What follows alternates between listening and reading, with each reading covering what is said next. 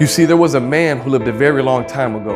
You probably know him by the name of King Solomon. According to 1 Kings chapter 10 and about verse 23, it went on to say that all of his riches and all of his wisdom exceeded all the kings of the earth. In fact, Solomon himself said that whatever his eyes saw, whatever his heart desired, he obtained it. In other words, whatever he wanted, he got it. But do you know what else he wrote?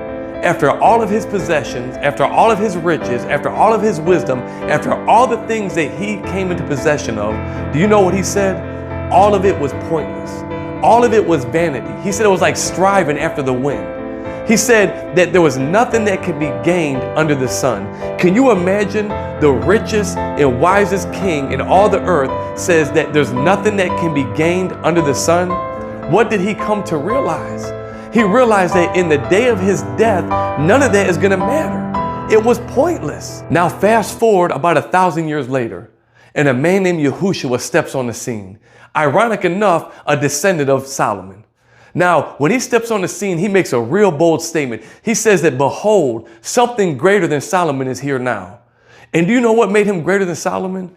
Because what Solomon had was only temporary. His kingdom, his riches, they didn't last. But what Yahushua had is an eternal kingdom. This is a man who got up from the dead and is still living and has an everlasting kingdom. That's why he was greater. That's why he made the statement, what does it profit a man if you gain the whole world and yet lose your soul in the process? What will you give in exchange for your soul? Why won't you invest in death?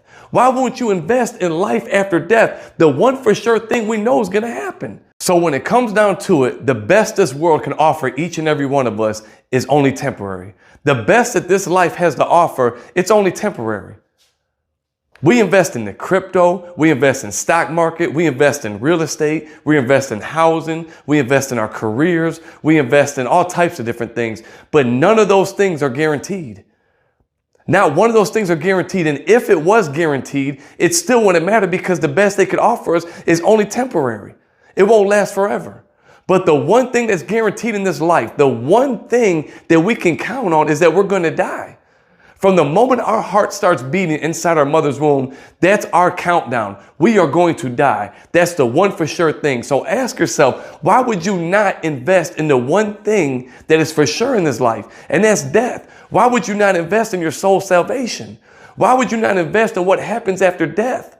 Why would you not invest in preparing to meet for your maker? Why would you not invest in preparing to meet for your creator?